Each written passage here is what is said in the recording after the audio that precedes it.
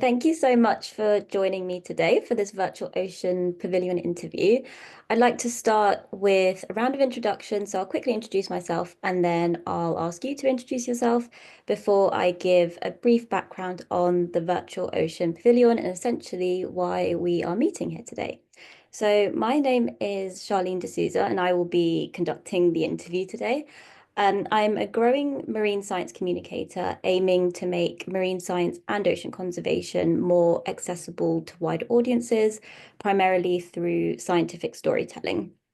For today, I am affiliated with Ocean Generation, a marine conservation charity empowering action for a healthy ocean through science. And I've been lucky enough to collaborate with Ocean Generation through volunteering work.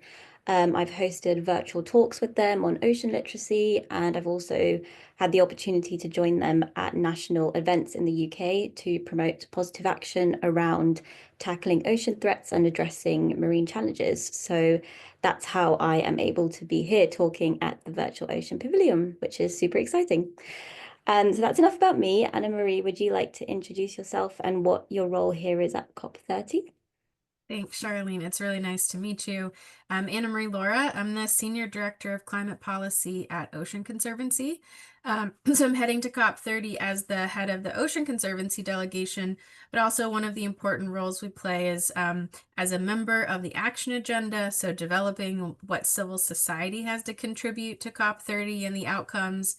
And then at Ocean Conservancy, we also support a group of parties called the Friends of the Ocean and Climate. And they gather throughout the year, but also just about daily at COP to talk about what's going on in terms of negotiations and outcomes relevant to ocean climate action. And so we support them in those meetings and sort of advancing their agenda for integrating ocean across the UNFCCC. So be heading to Belém for part of the first and most of the second week. Sounds really, really cool. So thank you for that. So I'll just also give a brief background on the virtual Ocean Pavilion and basically the purpose of this interview. As you know, the Virtual Ocean Pavilion is an accessible online platform committed to raising the visibility of the ocean and emphasizing the ocean's importance in climate negotiations, as well as just its role in supporting all life on our planet. The Virtual Ocean Pavilion aims to democratize the ocean at the UN Framework Convention on Climate Change. It has objectives to promote unity and increase knowledge exchange, commitment, and action around the ocean climate connection. And it also aims to drive transparency and accessibility by connecting those around the world to climate discussions and resources such as this, especially those who may not be able to physically attend COP30 in person, which this year is in Belém in Brazil. And part of the Virtual Ocean Pavilion involves showcasing a selection of youth-led interviews with party negotiators and key stakeholders to gain a better insight into the process behind COP30, whilst also enabling individuals such as myself to have the chance to engage directly with COP30 initiatives. So I think now would be a good time to start with the questions, if you don't mind. So the first question I have for you is, what are your expectations coming to the COP30, or what would you consider a success for the ocean among the COP30 outcomes? Yeah, that's a great way to start. The COP30 is really being framed as the implementation COP, where one of its key narratives is that we're 10 years into the Paris Agreement. The rule book is done. We've gone through the first cycle. We know what solutions, and now we're on to implementation.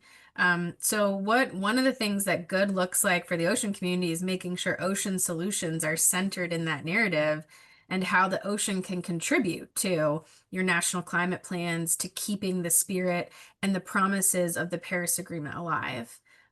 We know that ocean climate solutions can contribute a lot, both to climate mitigation, reducing emissions, and also to adaptation. So if they can be centered in this narrative around what countries are committing to at this COP, what they're going to do, and that sends a really strong signal for what we need finance for, I think that's one of the best things we can hope to see at this COP is really ocean solutions taking a center stage in a way that they haven't before. Right. Yeah, I think that's so important. Specifically just because for like the last maybe 10 years or so, it's just been this is what we're going to do. This is what we're going to do. And then yeah, it's very very much time for the actual implementation of action. Um, and building on that, what collaboration do you think is needed in order to meet those expectations? And what would sort of be the best alternative to your desired outcome for integrating ocean climate solutions into those kind of plans? Yeah. I mean, one of the things, so the technical term for what countries have submitted already or needed to submit before COP30 is their nationally determined contributions. And those are their national climate plans that help them achieve the reductions that were necessary to keep to 1.5 and no more than 2 degrees of warming. I think what we want to see is ocean solutions represented in those NDCs, and we are seeing more ocean climate solutions included there. Um, that gives then civil society, the finance community, the chance to look through NDCs and partner with governments on the solutions that they've identified. A lot of NDCs go into the detail about which companies are helping to support their renewable energy initiatives, which partners they're working with on restoring habitat, restoring mangroves. And I think if we, as civil society and the private sector, can look at these national climate plans and say, I have something to contribute to that goal. I have something that, if it's a small island developing state, a least developed country, and a country where you're based, or where your company is based, to understand what their goals are and see how you can contribute. So those national climate plans really are their guides for investment where we need resources, but they're also guides for partnership and being able to step in to whatever role you can play, at your NGO or at your private company. Yeah, I do agree with that. And with those sort of national adaptation plans or the nationally determined contributions, how do you think, or have you seen any really good examples of how countries can be supported to help promote efforts, especially promoting ocean climate solutions within those plans? Yeah, absolutely. I think there's some really good initiatives and international organizations who are playing this role. The first example is the NDC partnership. Mhm. This is actually a collaboration between the UNFCCC support unit and WRI, where the NDC partnership is housed. Mhm. They are taking requests, so countries join the NDC partnership, and then they can submit requests for areas that they want to enhance their NDC, whether that's energy, whether that's transportation or agriculture, and also they're taking ocean requests. And through partnership with the NDC partnership, we've actually created new channels for countries to say, we'd like to include more ocean-based climate solutions. How can we get support for that? That's one example. I'll give another one that's close to Ocean Conservancy's role. So we currently we're a co-lead for the Ocean Renewable Energy Breakthrough. And in that work, we are working really closely with IRENA, the International Renewable Energy Agency. IRENA also similarly has resources for countries that would like to increase their offshore wind portfolio or their other marine renewable energy technologies, like developing wave energy and tidal energy. And so IRENA also can sit with a country, review their NDC, work on targets, work on integrating measurable, actionable targets for renewable energy into their NDC. And so I think those are two great examples working together with WRI, the Ocean Climate Platform, and Ocean Conservancy. We at the UN Ocean Conference, we're really pleased to have Brazil and France launch the Blue NDC Challenge. And this has been a amazing effort from these two lead governments to really elevate what Blue NDCs mean, what kind of solutions can be included. And this partnership, this platform is another way countries can join the challenge and then work with work with other governments, fellow governments that have really good examples of strong ocean climate solutions. And then they also have access to civil society through the partners that I mentioned, through the Ocean Breakthroughs and the Marrakesh Partnership. So the Blue NDC Challenge is another great initiative that's helping to link where countries need support in their NDCs or implementation to available resources through the intergovernmental organizations or through NGOs.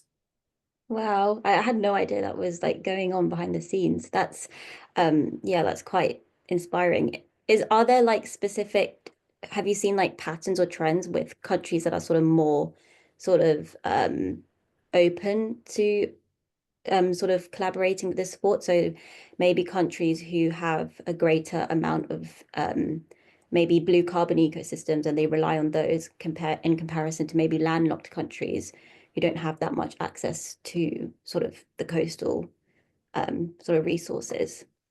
Yes, absolutely. I think there's other great examples of partnerships where um, there's a, I won't get the name exactly right, but our colleagues at Pew are a part of a um, a coastal blue NDC accounting effort, and they're working with a number of countries to help measure and quantify what's stored in the blue carbon ecosystems in those countries.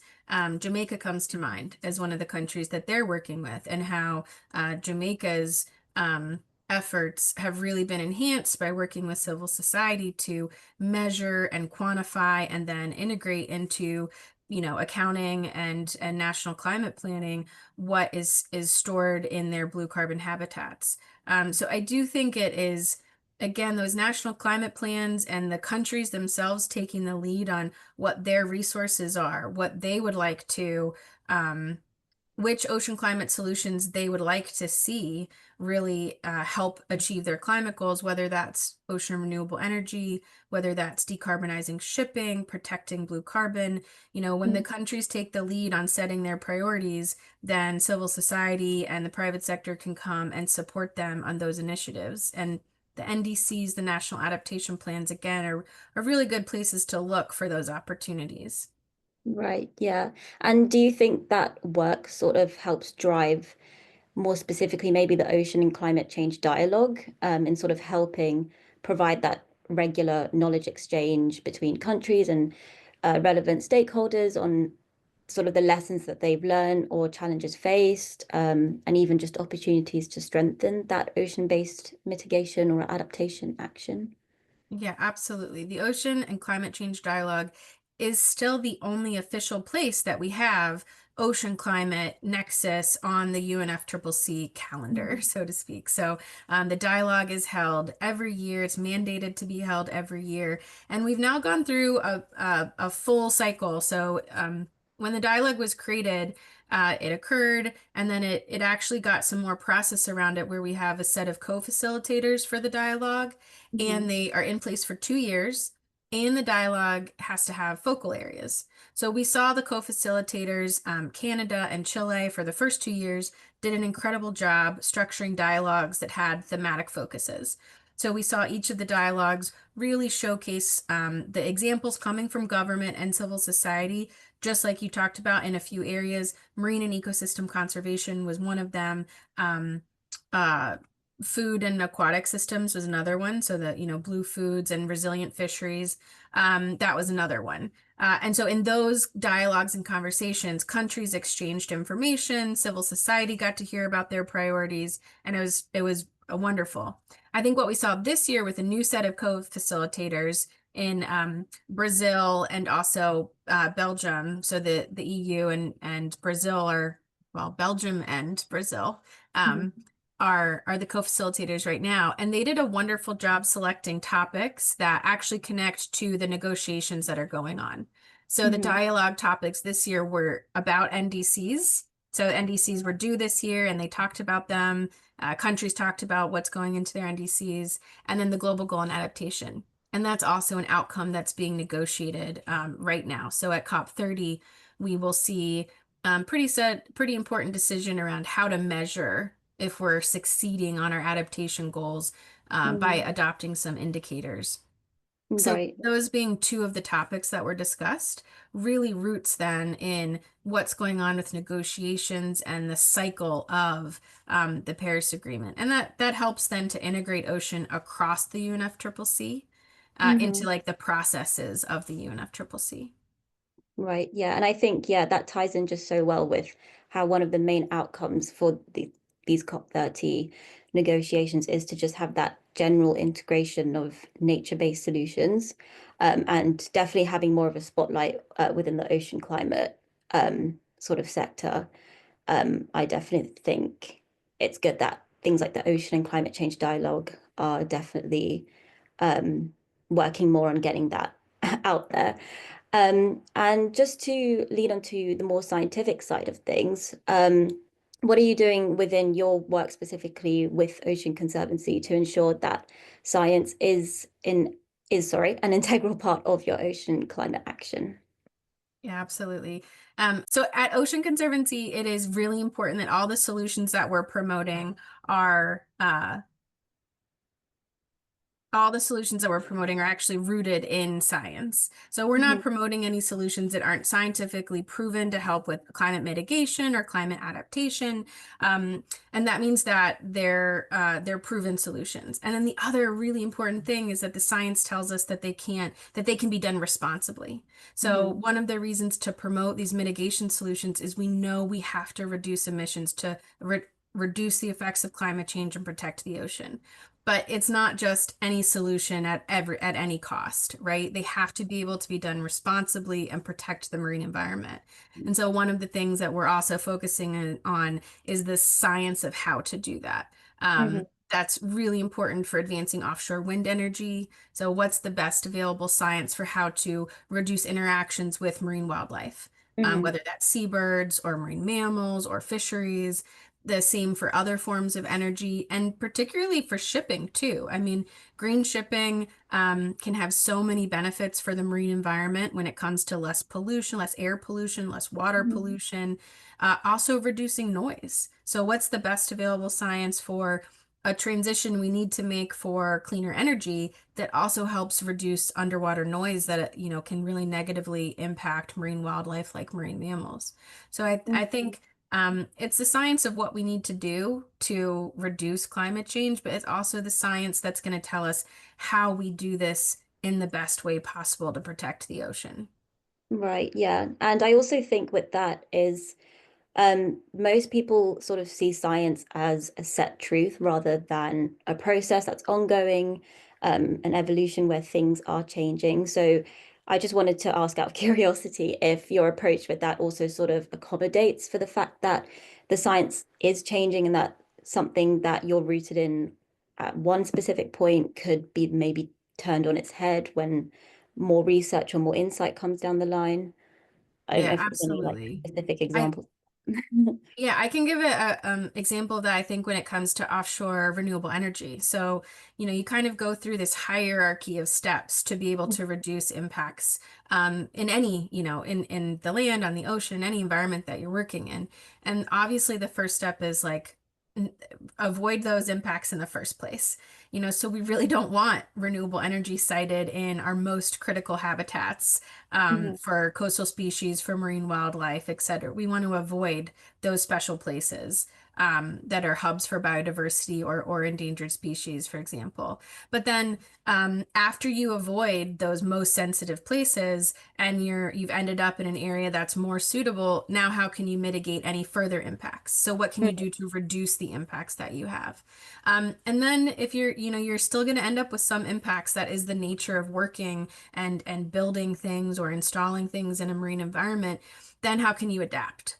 I mhm, think there are definitely examples of, you learn something new about how to reduce interactions with wildlife, or you learn something new about um, vessel speed, or you learn something new about better underwater detection. And so you can use new technologies, you can change your operations of what's going on. for example, with installation of a wind farm or the operations and maintenance that's going on in that wind farm. So if you can kind of follow that hierarchy from like avoiding the impacts in the first place all the way down to being able to adapt as you learn something new and both on the impact side and on the what technology is available side, then hopefully we end up in a place of balance where Mhm. these technologies are helping us. We know we can develop offshore renewable energy and a green shipping sector in a way that's better than those energy and shipping sectors are currently operating.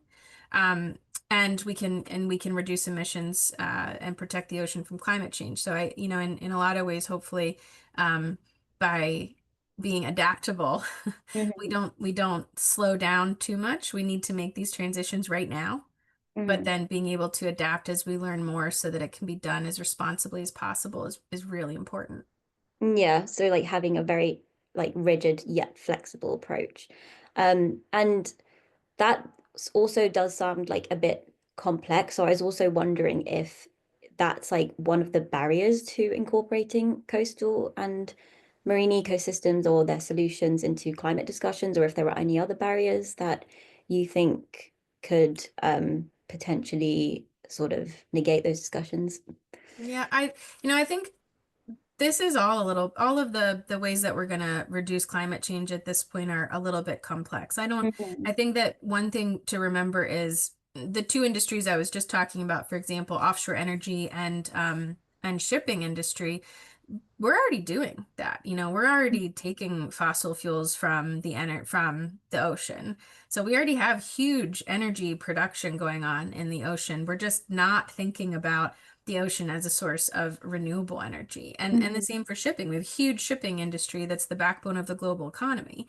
It's not about like creating whole new things. It's about shifting and pivoting from what's there that's Mhm. less helpful for the ocean, frankly, Mhm. and pivoting towards something that's cleaner and better for the ocean and for coastal communities because we'll be able to better prevent climate change impacts and other, impacts of pollution. So Mhm. I'm not sure that these solutions are more complex. Obviously, it's harder to work in the ocean sometimes. It can be a very harsh environment. But I think really it's just that people kind of forget about the ocean as a source of these solutions. We know how many people live near the coast, but it still is hard to get out on the ocean, or it's still hard to kind of imagine sustainable use of the resources there at a scale that we can really make a difference because the ocean it's so big. It's so much of it is so out of sight. So I think that's why, we talk about COP30 and really putting the ocean at the heart of the conversations and things like the Blue NDC Challenge that just remind us, but also remind the negotiators and the ministries, the leaders of the governments that there's a whole toolbox of solutions for climate change in the ocean. And if we can add them to what we're already doing, it's a great way to elevate the ambition that we need to see. Right, yeah. And with that, to summarize, I guess, do you have sort of one main recommendation for sort of promoting those ocean climate action discussions? And what, if you kind of like could just, yeah, basically just summarize it, what would you say and why? Yeah, I think there's a term that has been used in this community for a long time that I'll just go back to, which is that ocean action is climate action, and climate action is ocean action.